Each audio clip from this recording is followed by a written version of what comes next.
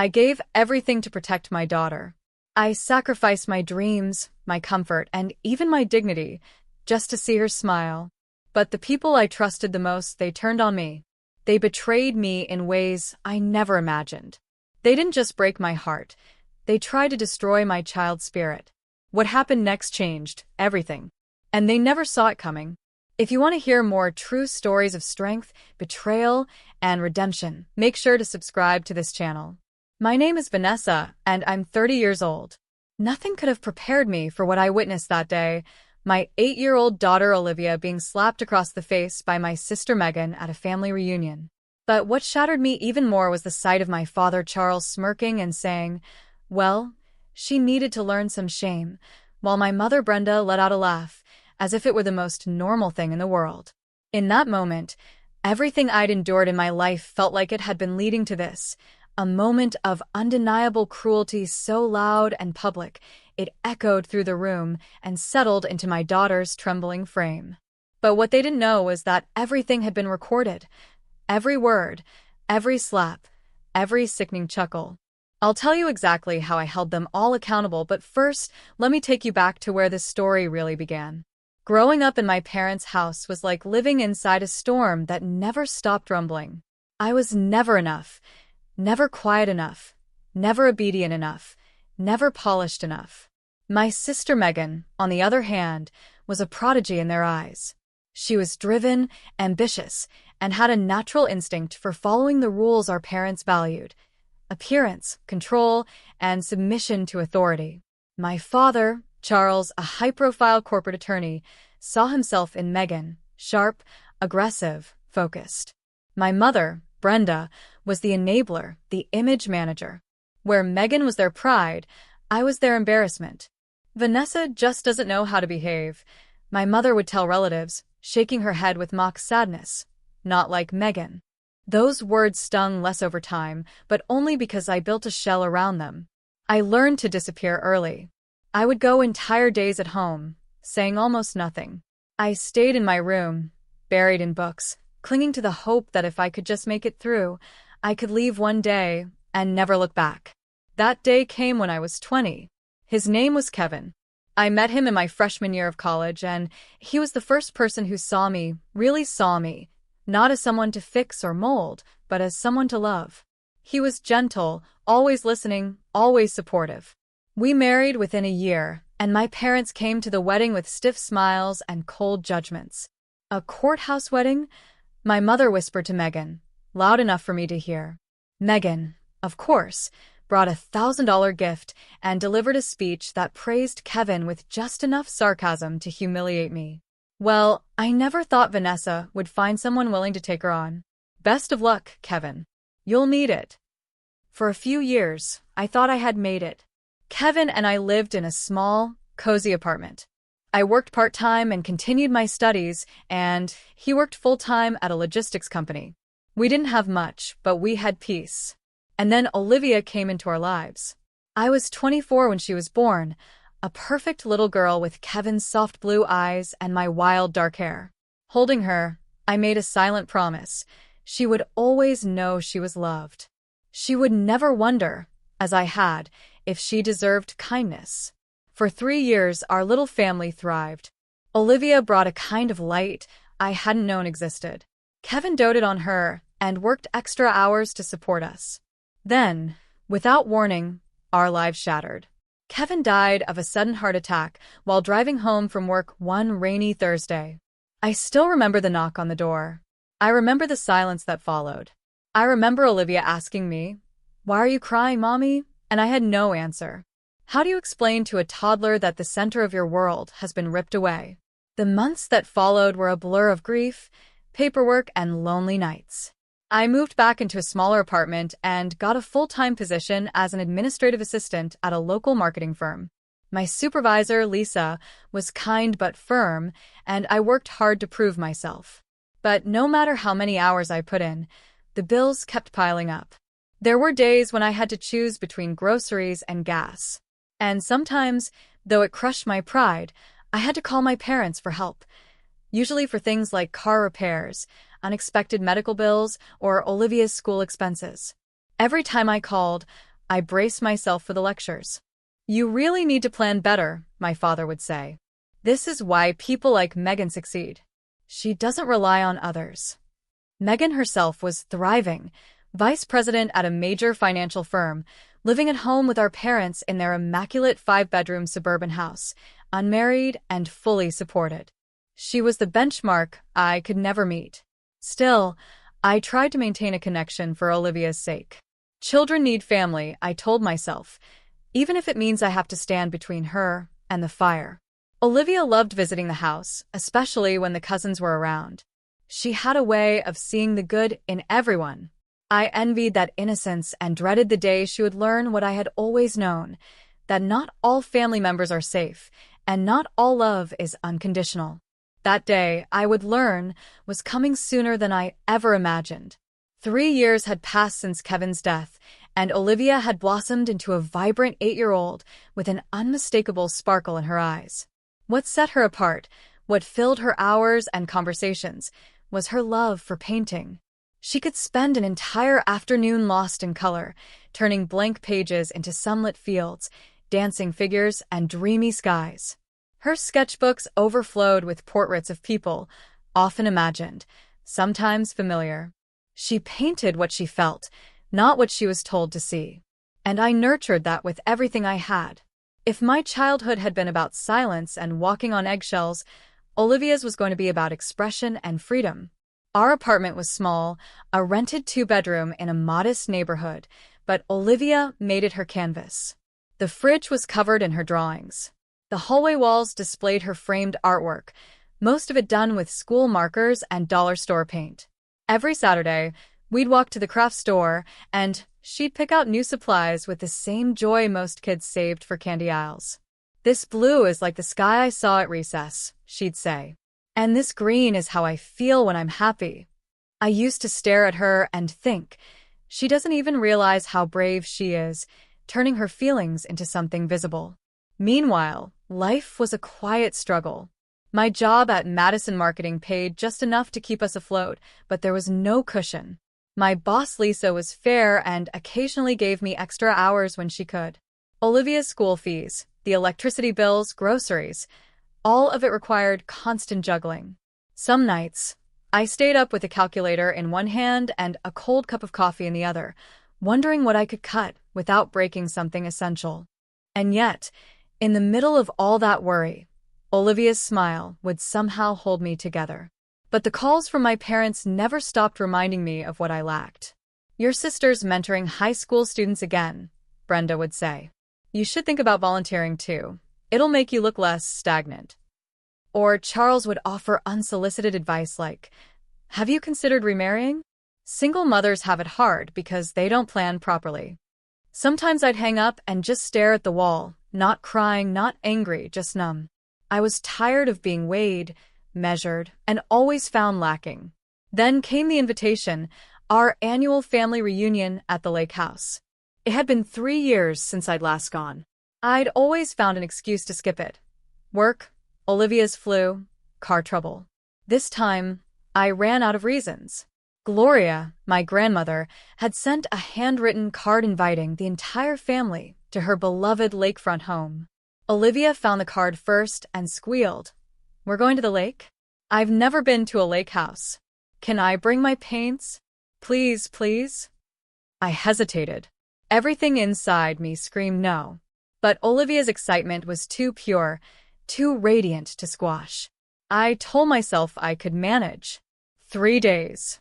I could stomach 3 days for my daughter to play by the water, to laugh with cousins, to have that classic summer memory. When I told Amanda, she looked at me like I'd lost my mind. "You're seriously going? Vanessa, they've never been good to you. Why risk it now?" I shrugged, pretending to be braver than I felt. Because Olivia deserves to know what family's supposed to look like. And because I'll be there this time to protect her from what I went through. The week before the reunion was a flurry of preparation. I borrowed a cooler from Amanda, stocked up on travel snacks, and helped Olivia pack her favorite sundress, a box of markers, and her newest watercolor set. "I'm going to paint the lake," she declared, "and the ducks, and everyone's faces." I smiled and nodded, even as a knot formed in my stomach. I prayed that painting faces wouldn't become a problem. But I couldn't warn her. How do you explain to a child that some people don't like the truth, especially when it's drawn in crayon? The morning we left, Olivia couldn't stop bouncing in the back seat. Will Aunt Megan be there? And Grandma? And Grandpa? And can I go swimming every day? She asked all in one breath. Yes, I said, forcing a smile. Everyone will be there. I didn't say that the last time I'd been in the same room as Megan, she'd introduced me at a charity dinner as my underachieving sister, but hey, she's sweet.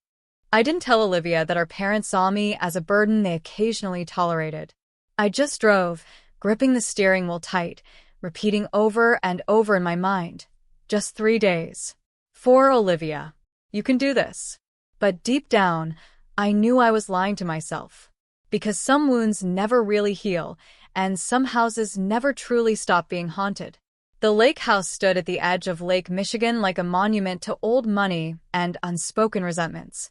Its weathered cedar exterior had been refurbished more times than I could count, but no amount of polish could erase the coldness it radiated to me. I pulled our car into the driveway, sandwiched between my parents' glossy black Mercedes and Megan's sleek BMW. The moment I saw her car, my stomach tightened. Olivia, however, was practically glowing. We're here.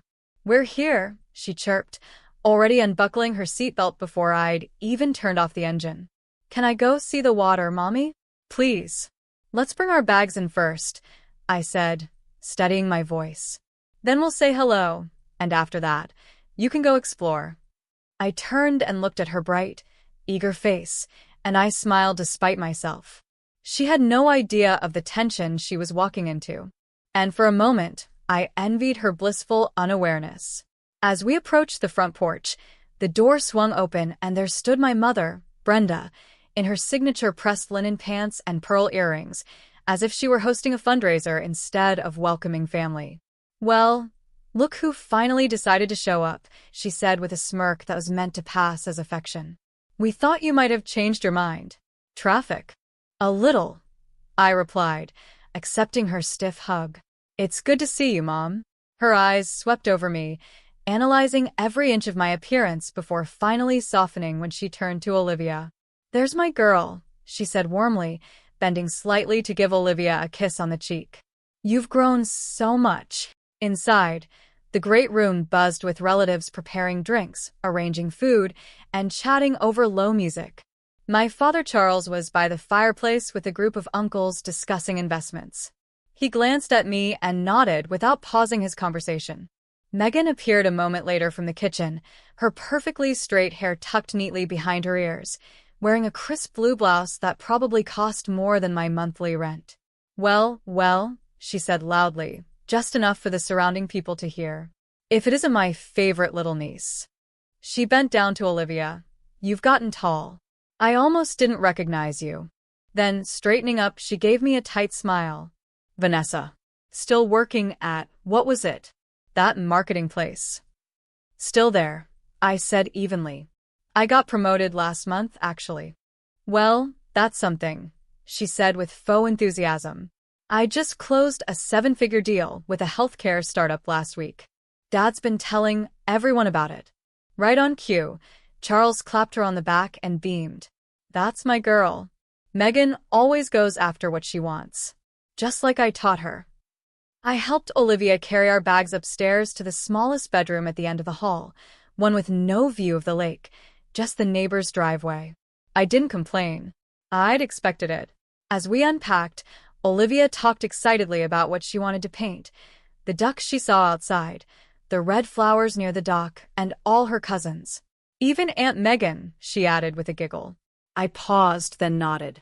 Of course, honey. You can paint whatever you want. Just remember, sometimes people don't always like how they look in drawings. So, be gentle, okay? She tilted her head. But I draw what I see. I swallowed hard. I know. And that's what makes your drawings so special. That evening at dinner, the family fell into its usual rhythm, meaning a series of subtle power plays, casual judgments, and carefully masked comparisons. Megan talked about her latest promotion, her speaking engagement at a Women in Leadership conference, and how she was mentoring 3 interns. My parents soaked in every word. I sat quietly at the corner of the long table with Olivia, who was humming softly and sketching the dessert tray on her napkin with a borrowed pen. "She seems very energetic," Brenda said after a while, eyeing Olivia. "Are you sure she's not overstimulated?" "She's fine," I replied. "She's just happy to be around family." My mother hummed, as if that answer was somehow insufficient. After dinner, while most of the adults were still gathered in the main room sipping drinks and discussing stock options, I helped clear plates with my Aunt Rebecca. "Megan mentioned you've been struggling since Kevin passed," she said carefully. "Our office mailroom is hiring if you're looking for something more stable." "Thanks, but I'm leading a small project team at Madison now," I replied, hiding the sting behind a practiced smile. She gave my arm a soft pat, the kind that says, "Bless your heart," without saying it aloud. Still, sometimes it's better to be realistic about our strengths. Later, as I tucked Olivia into bed, she was unusually quiet. "Everything okay, Bug?" I asked, brushing hair from her forehead.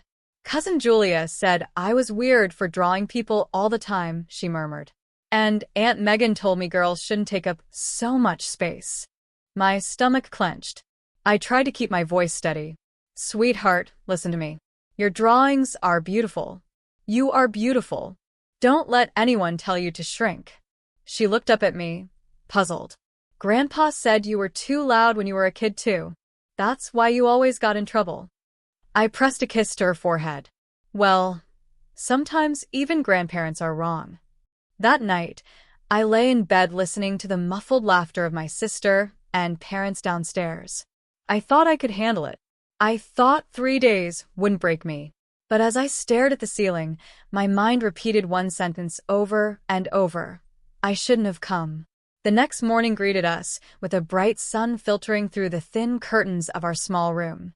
Olivia was up before me, already dressed in her favorite blue dress with yellow butterflies and organizing her sketch pad, colored pencils, and markers. "Uncle Justin said there would be waffles," she announced excitedly as she bounced on the edge of the bed. "Can I bring my art stuff downstairs? I want to show Grandma my new flower drawing." I rubbed the sleep from my eyes and forced a smile. "Of course, sweetheart. Just be gentle with your colors. We don't want to get syrup on your masterpiece." The lake house's grand room, what my mother called the Great Hall, was bustling with activity. A catering team, no doubt hired by Brenda to avoid kitchen duties, was setting up a long breakfast buffet along the windowed wall that overlooked the lake. My father sat at the head of the long oak table, skimming the Wall Street Journal while Megan sat beside him, already immersed in a conversation about real estate opportunities. My mother floated between guests with a glass of orange juice in hand and a look of quiet control on her face. I greeted the room with a polite good morning, receiving half-hearted nods and a distracted coffees by the window from Brenda. Olivia skipped off toward the small table where the younger cousins were eating waffles and strawberries. I poured myself a cup of coffee and caught Justin's eye near the window, where he was fiddling with his audio equipment. He gave me a small, tired smile. "Still recording?" I whispered as I passed by. "Your dad wants as much natural interaction as possible," he murmured. "Authentic family bonding," he says. I raised an eyebrow. "Right," I said. "Authentic." As we settled in, the adults sank deeper into conversation, their voices rising with each mimosa refill. Olivia sat on the floor near the children's table, quietly coloring in her notebook. She occasionally hummed to herself, then giggled softly as she added details to her drawing. I watched her from the corner of my eye, proud and cautious. She was working on portraits of everyone in the room, sketching with focus and innocence. She glanced up at each relative in turn, capturing their posture, their expressions, their energy. Then she held up one of her newest pieces. "Look, Julia," she said to her cousin. "This is Aunt Megan. She's always standing like this with her arms like this." Olivia crossed her arms tightly and furrowed her brow. "And she always says, 'Use your inside voice, even when no one's being loud.'" A few of the children giggled. "It's so true," one said. That's exactly her face. Megan turned, noticing the laughter and the paper in Olivia's hand. "What's going on here?" she asked coolly, rising from her chair. Olivia, still cheerful, turned the drawing toward her. "I made this for you, Aunt Megan. It's you being serious, like you always are when you tell people to sit up straight." Megan's expression froze. She took the paper from Olivia's hand and stared at it. The drawing was unmistakably her. Arms crossed, mouth drawn in a hard line, eyes slightly narrowed. Olivia had captured her perfectly, and therein lay the problem. The children's laughter hadn't stopped. Megan's eyes darted around the room, catching glances, chuckles, smirks. Her jaw tightened. "This isn't funny," she snapped, holding the paper up. "Is this what you teach your daughter, Vanessa? To mock her elders? To make fun of people and call it art?" "She didn't mean anything by it," I began, standing slowly. "She draws what she sees, what she feels." It wasn't an insult. Megan took one step toward Olivia, then another. Olivia's smile faded. "I didn't mean to be rude," she said softly, eyes searching for mine. I opened my mouth to intervene, but Megan was faster. "You need to learn respect," she said sharply. And then her hand came down, fast and hard, striking Olivia's cheek with a slap so loud it cracked through the chatter like a whip. The room fell silent. Utter, breathless silence. Olivia stumbled backward, more in shock than pain, her markers spilling across the floor. Her little face went pale, except for the blooming red print on her cheek. For a second, no one moved. Then Megan looked around defiantly, waiting for support. "She needs to learn that not everything is a joke," she said. "Kids these days have no discipline." Charles folded his newspaper calmly and said, "Well, maybe now she'll understand some shame." Brenda let out a soft chuckle, sipping her drink. Vanessa always let her run wild. This was bound to happen. I was frozen for a second, trying to process what I had just seen. Then the fog lifted and I rushed forward, dropping to my knees beside Olivia and wrapping her tightly in my arms. "It's okay, baby," I whispered, though my voice trembled. "I'm here. You didn't do anything wrong." "She hit me," Olivia sobbed, her tears soaking into my shirt. "She hit me for a picture." I turned to Megan, fury rising like a flame I could barely contain. "What the hell is wrong with you? She's 8. She's old enough to learn that actions have consequences," Megan snapped. "Maybe if you had learned that, you wouldn't be raising a spoiled brat in a rented apartment." "Enough," I said, standing with Olivia still in my arms. "You don't get to speak to me. You don't get to speak to her. We're done here." "Oh, please," Brenda interjected with an eye roll. "Stop the drama." It was a little tap. "A little tap?" I repeated, turning so she could see Olivia's face. "Does that look like a tap to you?" Megan stepped forward again. "Watch your mouth, Vanessa. I won't let you ruin this family moment because your daughter can't handle a little correction." I backed away slowly, Olivia clinging to my neck. "Stay away from us," I said. "We're leaving." Charles called after me. "Don't expect another dime if you walk out that door, Vanessa. No more help with rent. No more bailing you out when you can't handle real life." I paused at the edge of the hall and turned to face them one last time. "Keep your money," I said. "It's not worth my daughter's safety." And just like that, I turned and walked away from the house, from the lies, from the poison that had always worn the mask of family. As we stepped outside, Justin stood quietly near his car, pale-faced, a small USB drive in his hand. "I recorded everything," he said quietly. The mic was on. It caught the slap, their words. All of it. He placed the drive in my hand and nodded once. "Use it however you need to." I didn't look back as I strapped Olivia into the passenger seat and started the car. Her tears had slowed, but she stared out the window in silence, cradling her sketchpad against her chest like a shield. My hands trembled as they gripped the wheel, my vision blurring for a second as I fought back my own emotions.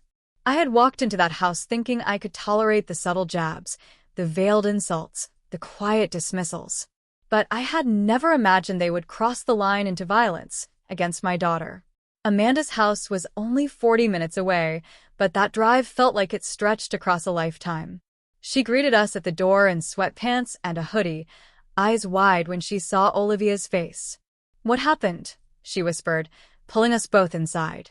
I couldn't speak for a moment. I just shook my head and handed her the USB drive Justin had given me. "Everything's on here," I said hoarsely. She slapped her Amanda. In front of everyone. Amanda gasped, wrapping Olivia in a hug. "Come inside, sweetheart. Let's get you cleaned up. I'll make some hot cocoa." Olivia gave a small nod and followed her into the kitchen, still clinging to her sketchpad. I collapsed onto the couch, my body finally catching up to the emotional weight I'd been carrying. The silence in Amanda's cozy home felt healing, like a balm over an open wound. That night, after Olivia had fallen asleep on the guest bed with her sketchpad beside her, I sat with Amanda at the kitchen table. "I don't know what to do," I admitted. "I want justice, but I don't want to drag Olivia through more trauma." Amanda leaned in. "You don't have to. That recording, it's not just proof of the slap. It's proof of the years of psychological abuse, of how your parents enable Megan, of how they treated you like you were disposable. You can use this." "Use it how?" I whispered. "What are my options?" She reached across the table and squeezed my hand. "We go to the authorities. A child therapist. Maybe even a lawyer. This doesn't end with you walking away. This ends with consequences." The next few days were a blur of appointments. Dr. Aaron Collins, a warm and gentle child psychologist Amanda recommended, sat with Olivia for hours, guiding her through drawings and conversations. Afterward, she met with me privately and confirmed what I already knew. "Your daughter is creative and strong," she said. "But she's confused. She's internalizing shame that doesn't belong to her." That slap, it didn't just hurt her face. It cracked her confidence. We filed a formal complaint with Child Protective Services, backed by the audio recording and Dr. Collins's evaluation. I reached out to Edward Harper, a family attorney Amanda connected me with, and shared the details of what had happened. He listened carefully, took notes, and then leaned back in his chair. "Vanessa, you have a strong case here. Not just for emotional distress, but for potential custody rights if your parents ever try to assert control. The recording is clear. The language used, the violence, it's all documented." "I don't want money," I said. "I don't want revenge. I just want them to be held accountable. I want Olivia to be safe. I want them to know they can't do this anymore." "Then we'll make sure they do," he replied. When the official letters were delivered to my parents' home, I received the first call from Brenda within hours. "How dare you go this far?" she barked into the phone. "You're blowing this out of proportion. You'll destroy this family's name." "The family was already destroyed," I said coldly. "You just didn't want to see it." She hung up on me. Then came the call from Charles. "We can settle this quietly," he said. "We'll pay for Olivia's therapy. Megan will apologize. Just don't take this to court." "You stood there and watched her slap my child," I replied. "And you laughed. There is no quiet anymore." The story spread quickly through extended family and my father's business circle. Megan's image began to crumble. Her clients pulled back, her board asked questions, and her sponsorship at a leadership event was revoked. Edward filed a restraining order on my behalf. Megan was forbidden from approaching Olivia or me. My parents, facing public scrutiny and legal pressure, began to retreat into silence. Meanwhile, I focused on healing.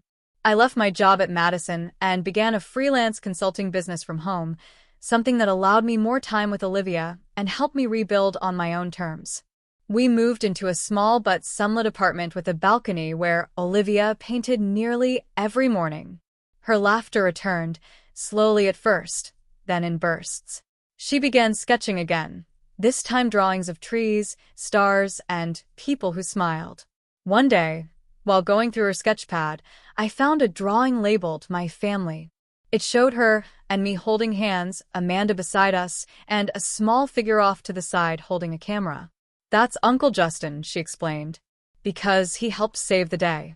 I kissed her forehead and smiled. He really did. Amanda came over that night with a stack of art competition flyers. "There's one coming up next month," she said, pointing to a children's art showcase. "I think Olivia should enter." I hesitated. What if it's too soon? Olivia, overhearing us, ran over and plopped her sketchpad on the table. "Can I? Please? I want to draw the truth." And so she did. The month passed in a blur of paintbrushes, sketchbooks, and quiet evenings filled with soft music and the sound of Olivia humming to herself. Her chosen piece for the competition was a large canvas painting titled "The Moment That Changed Everything." I didn't see it until the night before the exhibition. She had kept it hidden under a sheet in our living room, refusing to show anyone until it was finished. When she finally unveiled it, I couldn't breathe. It depicted a gathering, people seated at a long table, some laughing, some talking, and one small figure standing alone with a painting in her hands. In the foreground, a tall woman raised her hand in anger, while another woman knelt with open arms. The colors weren't aggressive. They were soft, gentle even. But the expression on the little girl's face said everything. Confusion, hurt, courage, and love. I looked at Olivia, speechless. It's the reunion," she said. "The day it all changed. The day I learned being brave sometimes means saying enough." The next morning, we dressed up for the exhibition. Olivia wore a pale yellow dress with a blue ribbon in her hair, and I wore the navy blue blouse Amanda had insisted I keep from her wardrobe, something about dressing like a woman who knows she's starting fresh. The exhibition hall was modest but warm, filled with art stands, proud parents, and the sweet chaos of children showing their work. Olivia stood proudly beside her painting, explaining its meaning to strangers who listened with surprising seriousness. At one point, a local news reporter stopped by and asked to feature her story in a short community spotlight. Olivia agreed shyly, and I watched with my heart in my throat as she stood tall, telling the woman with the microphone, "This painting is about what happened to me and my mom. Sometimes people hurt you even when they say they love you. But we got away. And now we paint instead." The audience was moved. Even the reporters' eyes welled up. They asked to take pictures of Olivia beside her painting, and for a moment, the girl who had once stood shaking in my arms while the world ignored her pain was now being seen, heard, and applauded. It was one of the proudest moments of my life. After the show, one of the judges, a renowned children's book illustrator, approached us. She handed Olivia a card and said, "If you ever want to work on a real project, reach out to me. Your art tells stories. And stories like yours deserve to be told." On the drive home, Olivia held the judge's card in her hands like it was made of gold. "Do you think I could really do this someday?" she asked. I glanced at her in the rearview mirror and smiled. "You already are." A few weeks later, we received official notice. Megan had been forced to resign from her vice president position due to the damage the audio recording and legal fallout had caused. Her reputation was in tatters, and despite Brenda and Charles's attempts to spin the narrative, the damage was done. They were no longer welcome in most of their social circles, and the public apologies they released fell flat in the face of hard evidence and public outrage. They tried once more to contact me, an email this time from Brenda. It was filled with thinly veiled regret and a desperate plea for us to heal as a family. I didn't respond. Instead, I framed Olivia's painting and hung it above our new kitchen table, where we now shared warm dinners, messy breakfasts, and quiet evenings filled with laughter. It served as a reminder, not of pain, but of transformation, of survival, of standing up, even when your voice shakes. We weren't just survivors of abuse. We were creators, storytellers, artists of our own future. And for the first time in years, I didn't feel alone. I felt free. Spring arrived in soft waves, bringing sunlight through our windows and the scent of new beginnings. Olivia had started attending weekend art classes at a local studio where she made fast friends and even faster paintings. Her confidence bloomed like wildflowers, spreading across her canvas and into her words. I, too, found my footing again. My freelance work in business consulting began attracting steady clients, and Amanda helped me build a small portfolio website that drew attention from companies outside our state. One morning over breakfast, Olivia looked up from her cereal and said, "Mom, Do you think I could ever have an art show of my own someday? Like, just me? I smiled. I think you could have a whole gallery. People would line up around the block. She beamed at the idea, and I knew it was more than just a child's dream. It was something real now, something she believed in. Meanwhile, Edward Harper, our attorney, reached out with good news. The restraining orders are officially upheld, and the judge reviewed the full report and therapy evaluations. Megan is permanently barred from contacting Olivia or being within 200 feet of her school or activities. I let out a breath I hadn't realized I'd been holding. Thank you, I whispered. This means everything. He nodded gently. Also, Olivia's name is being considered for a young talent grant. That media coverage from the exhibition helped raise her profile. If she wins, it could fund years of classes or even a private mentor. Later that week, Amanda stopped by with a surprise, a wooden easel, paint set, and sketching table. It's time she had a real art corner, she said, setting it up in the sunniest spot in our apartment. Olivia squealed with joy and immediately began painting a field of lavender and fireflies. But even in the midst of this piece, a letter arrived, one I hadn't expected. It was from Evelyn, my mother's estranged sister. I hadn't seen her since I was a teenager, back when she'd argued with Brenda about how they were raising their kids to worship money and cruelty. Her letter was warm, handwritten, and filled with concern. Vanessa, she wrote, I heard what happened to you and Olivia. I always knew there was a darkness in that house, and I'm sorry I didn't do more to protect you when you were young. If you ever want to reconnect, I'm here. You're not alone in this world, even if they made you feel like you were. I cried when I read her words. After years of isolation, rejection, and manipulation, the idea that anyone, had seen the truth and wanted to offer kindness felt overwhelming. I called Evelyn that night, and we spoke for over 2 hours. She told me stories about my childhood I'd forgotten, about how I used to draw birds on the wallpaper and make nests from scraps. You were always different, she said, but that's what made you strong. Soon after, she came to visit. Olivia adored her immediately. They painted together on the balcony while I prepared lunch, their laughter drifting inside like music. For the first time, I saw what it meant to have real family, one that nurtures instead of destroys. A few weeks later, Olivia received her acceptance into a special summer art program for gifted children. It was partially funded by the grant she'd won. When I told her the news, she threw her arms around me. I'm going to learn how to paint skies and animals and maybe even a mural. You can paint the whole world if you want, I told her, and I meant it. The day before the program began, she stood in front of her framed painting and said, I want to make something even more beautiful next. Not sad like this. Just something full of hope. And I realized then, she had already moved beyond the pain. She had transformed it into something powerful, something inspiring. She had taken the worst day of her life and turned it into her first masterpiece.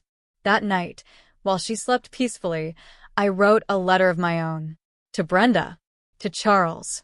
To Megan. I didn't send it. I didn't need to. But I wrote every word, not for them, but for me. I wrote, you didn't break me. You tried. You ignored me, belittled me, stole from me. You hit my daughter and thought you could cover it with silence.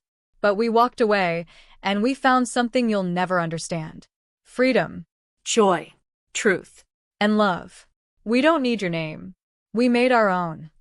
And with that, I folded the letter, slid it into a drawer, and moved on. Not with bitterness, but with peace.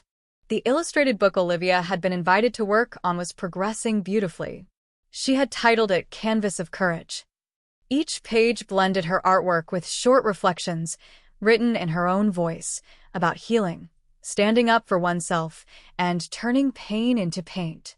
It wasn't just a book, it was a declaration. A message to every child who had ever felt small, and every parent who had ever doubted their strength. And soon, the book gained the attention of a children's mental health foundation, who offered to distribute it across libraries and schools. Olivia's reaction? Does this mean other kids like me will know they're not alone? I nodded, my voice catching. Yes, sweetheart. That's exactly what it means. As the first snowfall dusted the sidewalk outside our apartment, I sat at the table with a cup of tea, watching Olivia paint by the window.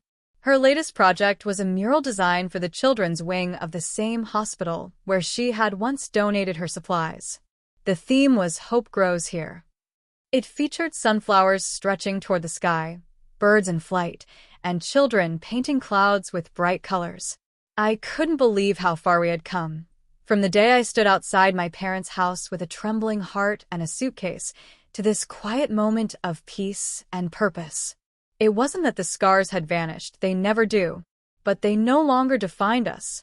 One evening, Amanda came over with dinner and a small gift wrapped in silver paper. For Olivia, she said. Inside was a delicate gold necklace with a charm in the shape of a paintbrush. Olivia gasped and hugged her tight. "Thank you," she whispered. "I'll wear it to my mural unveiling." That unveiling came in late February. The hospital hosted a small celebration, attended by patients, staff, and a few local news outlets. Olivia stood on a small platform, clutching my hand, and spoke into the microphone. "I painted this mural because I know what it's like to be scared, and I know what it's like to be strong," she said. "Even when people try to hurt you, they can't take away your colors. You can still grow. You can still paint." The crowd applauded, and the moment Olivia pulled back the curtain to reveal the mural, there was a collective hush. It was breathtaking. Alive. A monument not to tragedy, but to triumph. As we stood beneath it, I heard a woman behind me whisper, "That little girl is going to change the world." And I believed it. A few weeks later, I received a certified letter. It was from Charles and Brenda's legal counsel. An attempt, weak and too late, to request reconciliation and private discussion regarding family inheritance. I didn't even finish reading it. I placed it in a folder marked Closed Chapters and filed it away, right next to the letter I had written but never sent. Because they were no longer my story. My story was here, with Olivia's laughter in the hallway, Amanda's unwavering friendship, Evelyn's warmth and wisdom, and the future we were building one color at a time. That spring, Olivia's book was published. The first copy arrived by mail, and we opened the box together. She flipped through it slowly, then hugged it to her chest. "We did it, Mom." Yes, we did. We painted our way out of the dark. We built a life they said we didn't deserve. We proved them all wrong, not through revenge, but through resilience. And in every brushstroke, in every page, in every choice to rise again, we found our freedom. This was our masterpiece. And it was only the beginning. If this story touched your heart, don't forget to like, share your thoughts in the comments, and subscribe for more powerful and emotional stories like this. Your support helps us bring you even more inspiring content. Thank you for watching.